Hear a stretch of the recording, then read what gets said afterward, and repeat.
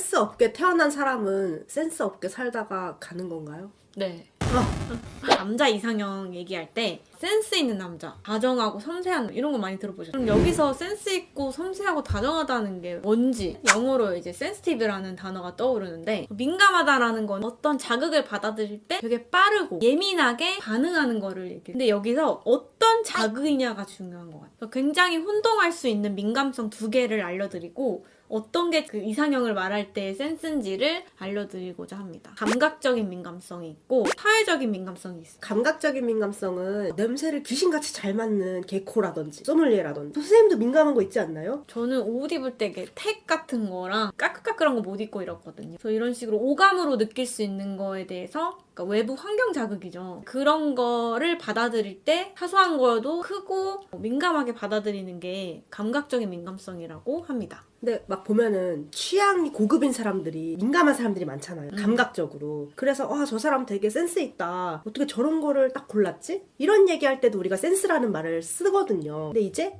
이건 선생님이 얘기하려고 하는 그 다정한 남자의 센스랑은 다르다는 거죠. 그렇죠. 감각적인 민감성이 높으면 섬세한 사람이다? 결론적으로는 아닙니다. 여기서 이 감각적 민감성은 내 상태의 변화에 예민하다. 초점이 나한테 있고 외부 환경 자극이 나한테 어떻게 들어오고 어떻게 지각되고 그래서 내 상태가 어떤지 예민하다는 거거든요. 다른 사람의 감정, 욕구, 다른 사람들이 뭘 좋아, 선호하는 이런 거에 민감한 거랑은 다른 별개의 개념이라는 거죠. 네, 그게 바로 사회적 민감성입니다. 아까 감각적인 민감성은 내 상태가 불편해지는 거에 대해서 예민해요. 근데 사회적 민감성은 상대방, 내 옆에 있는 사람이 불편해지는 거에 대해서 민감하다는 거예요. 헐, 저 그거 들으니까 갑자기 생각나는 예시가 있어요. 뭐요? 제가 이제 TCI 검사를 해보면 약간의 자기 오픈인데 사회적 민감성이 좀 낮아요. 그런 걸 잘 못 알아채요.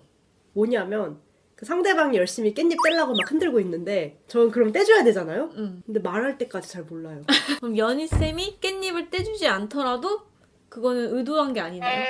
내 남자친구 또는 내 주변 사람이 사회적인 민감성이 높다는 거는 어떻게 알 수 있을까요? 알 것 같아요. 나의 기분이나 상태에 동요가 큰 사람.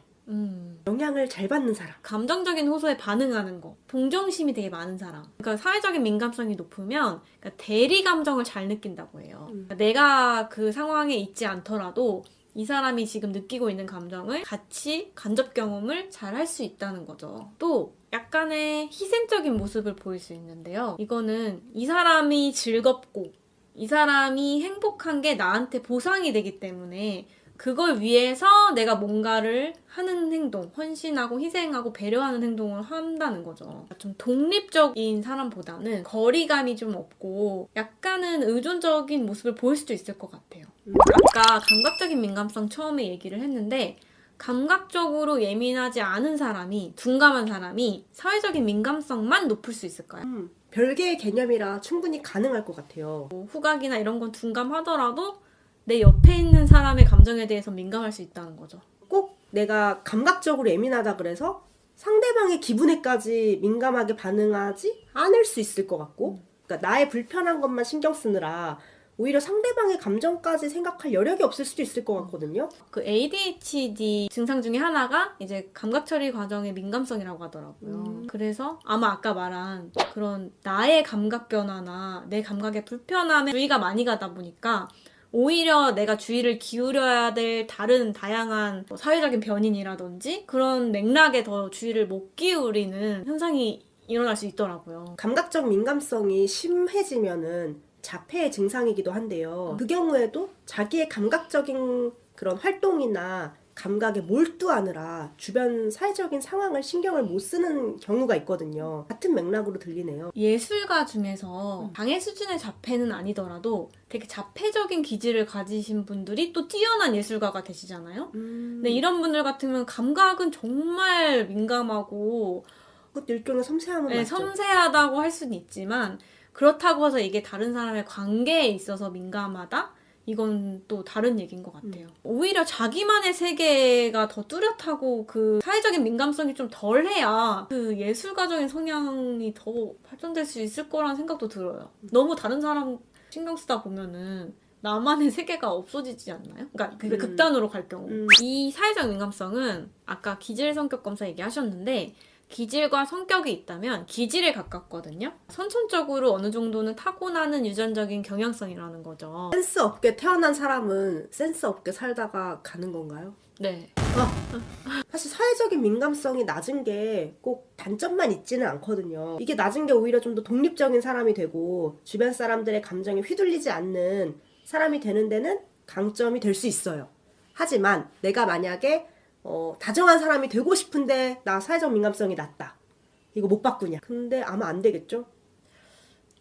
기질 자체를 바꿀 수도 없죠. 그러니까 기질은 내가 수용하고 인정하고 받아들여야 되는 거지 이거 자체를 막 바꾸려고 해야 되는 거는 또 아니라고 하잖아요. 그 대신 충분히 이제 후천적으로 형성할 수 있는 어떤 성격적인 요인으로 이 기질을 보완할 수는 있는 것 같아요. 사회적 민감성하고 또 연관이 있는 성격 차원이 연대감이라고 하죠. 연대감은 내가 다른 사람한테 얼마나 협력해주고 내 욕구나 내 선호가 중요한 것만큼 다른 사람의 욕구와 선호도 중요하다라는 것을 얼마나 인지하고 있는지 그거랑 관련이 있잖아요. 사실 사회적 민감성이 낮더라도 나한테는 이런 게 중요하지 않지만 너한테는 되게 중요한 거야? 라고 알아차려 주기만 해도 그거를 위해 어떤 스킬을 터득하고 노력할 수는 있잖아요.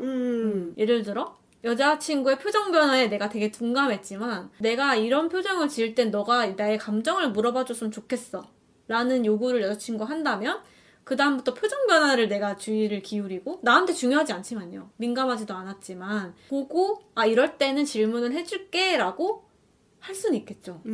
굉장히 자연스럽고 나의 어떤 선천적인 반응은 아니지만 서로에게 중요한 부분들을 위해서 노력하는 것만으로도 어떻게 보면 성숙한 거죠. 사실 기질적으로 사회적 민감성이 낮은데도 상대방을 위하는 행동을 하려고 노력하는 것 자체가 찐사랑의 증거인 것 같아요.